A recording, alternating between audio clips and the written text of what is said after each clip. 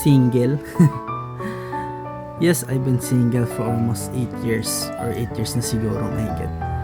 Kaya ang tanong ng karamihan, bakit hindi ka pa nagjojowa? Bakit hindi ka pa nag-aasawa? Yung iba na pagkakamalan na akong bakla. Hindi naman sa iyo kung magka-jowa o ayoko mag-asawa.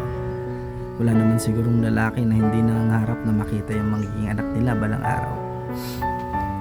Dumating lang talaga ako sa punto na nagtatalo pa yung puso at isipan ko. Yes, gustong magmahal ng puso ko, pero yung isipan ko ang sinasabi, magmamahal ka ulit, mapupul ka ulit, tapos pag napamahal ka na, iiwan ka na naman ulit. Baka kaya pa kaya ng puso mo. Parang ganun. Kaya yung goal ko ngayon nakapokus na lang muna sa kung paano ko iaangat yung sarili ko. Paano ko matutupad yung mga pangarap ko para sa mga magulang ko.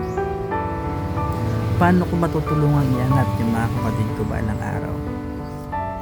Kung may dumating man na babae sa buhay ko na hindi ko hiniling, bonus na yun.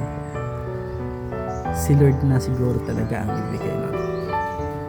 Kaya kapag may dumating man na ganon, pahahalagahan ko. Ituturing kong blessings mula sa itaas.